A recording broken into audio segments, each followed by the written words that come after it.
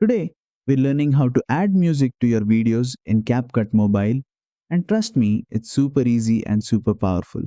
Let's jump right in. First, open your project or create a new one by tapping New Project and selecting your video clip. Once your video is on the timeline, look at the bottom menu and tap on the audio option. Now, you'll see different choices to add music. Sounds option is CapCut's built-in music library with lots of tracks to choose from. You can browse by category or search for something specific. Let's say you choose a track from CapCut's library. Just tap the play button to preview it.